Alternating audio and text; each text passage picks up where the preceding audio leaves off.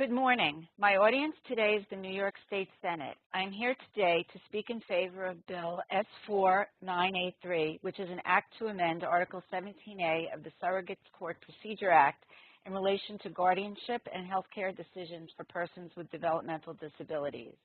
My name is Carol Koch, and I am speaking to you today as a 2016 candidate in the New York State Partners in Policymaking program.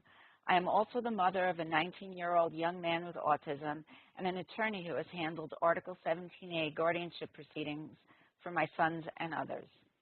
Article 17A was enacted in 1969 in response to advocacy by organizations including parent groups who were seeking an abbreviated proceeding to obtain medical and legal decision-making authority over their children when they reached adulthood.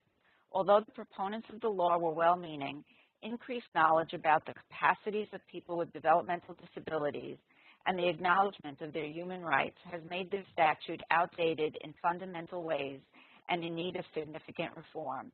While certain provisions of the bill are still being debated today, I will focus on two aspects of the proposed legislation that deserve your support: the replacement of outdated terminology and the requirement that guardians file annual reports with the court. This bill replaces obsolete language of the current law with terminology that better reflects the personhood of individuals with developmental disabilities.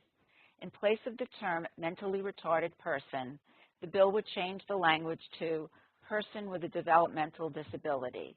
This change is more than just semantic.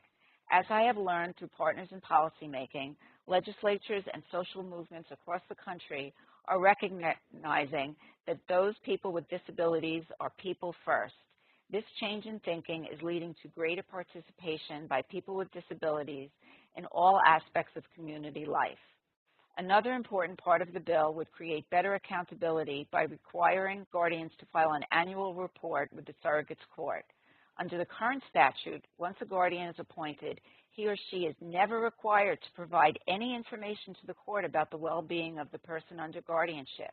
This means that if a guardian commits or allows serious abuse or neglect, the court has no way of knowing or intervening.